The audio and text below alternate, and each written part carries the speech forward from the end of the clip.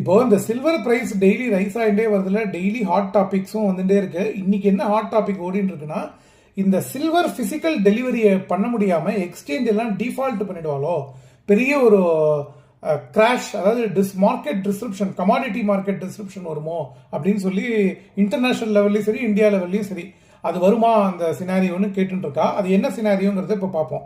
அதாவது என்னன்னா, நம்ம என்ன புரிஞ்சுக்கணும்னா, இப்போ நம்ம நகை கடைக்கு போகிறோம். நகை கடைக்கு போய் நகை வாங்குறதுக்கு பதிலாக கோல்டு பிஸ்கெட்டாக வாங்குறேன்னு வச்சுக்கோங்க. நீங்கள் இப்போ ஒரு கோல்டு பிஸ்கெட் பார் வாங்கினோம் அப்படின்னாக்க, அந்த பிஸ்கெட் பார் ஃபிசிக்கலாக அவர் டெலிவரி கொடுக்குறார் அந்த நகைக்கடைக்காரர். நம்ம வந்து அவர் நகைக்கடைக்காரருக்கு பணம் கேஷாக கொடுத்துட்றோம். ஓகே, அப்போ ஃபிசிக்கல் டெலிவரி இருக்குது இதில். இதுதான் வந்து ஸ்பாட் ப்ரைஸ்ன்னு பேர். கோல்டாக இருந்தாலும் சரி, சில்வராக இருந்தாலும் சரி. ஸோ அதை 999 லண்டன் பூலியன் மார்க்கெட் பியூரிட்டியில் பார் வாங்குகிறோம். இந்த மாதிரி ஸ்பாட்டில் வாங்கினா பிரச்சனையே இல்லை.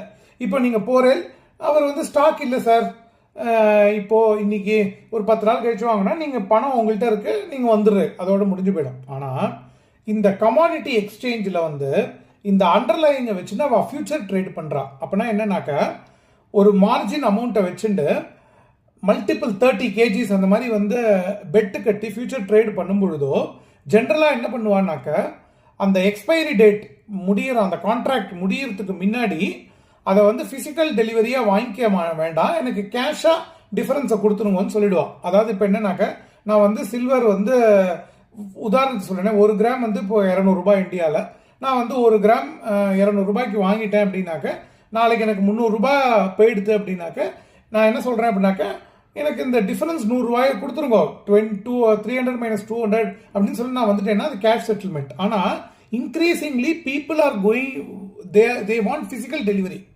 இப்போ ஃபிசிக்கல் டெலிவரிக்கு இப்போ எல்லாருமே இது மாதிரி 1 கிராம் வாங்கினுவா. எல்லாருமே இல்லை எனக்கு ஃபிசிக்கல் டெலிவரி வேணும்னு எக்ஸ்சேஞ்சில் if they mark the future contract as physical delivery, அவ்வளோ கேஜி ஃபிசிக்கல் டெலிவரிக்கு வந்து எக்ஸ்சேஞ்சுக்கு அவன்கிட்ட இல்லை. இந்த செல்லர்ஸ் வித்தா பாருங்க, அவெல்லாம் ஷார்ட் செல்லர்ஸா இருந்தானா அதுல இன்னும் காம்ப்ளெக்சிட்டி. அவ டிஃபால்ட் பண்ணிடுவா. அவ டிஃபால்ட் பண்ணா எக்ஸ்சேஞ்ச் என்ன சொல்லுவான், நீ வந்து விற்கும் பொழுதே வந்து உங்ககிட்ட ஸ்டாக் இல்லாம வித்திருக்க, இவன் இப்ப பிசிக்கல் டெலிவரி கேட்கறான், உன்னால கொடுக்க முடியல, நான் ஆக்ஷன் மார்க்கெட்டுக்கு போறேன்னு ஆக்ஷன் மார்க்கெட்டுக்கு போனாலும் அங்கேயும் செல்லர்ஸ் இல்லை அப்படின்னாக்க எக்ஸ்சேஞ்ச் வில் டிஃபால்ட்.